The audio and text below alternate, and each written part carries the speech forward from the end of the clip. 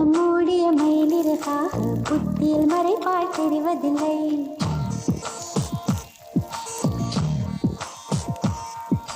காதல் வந்ததும் கண்ணில் நுழையும் காதல்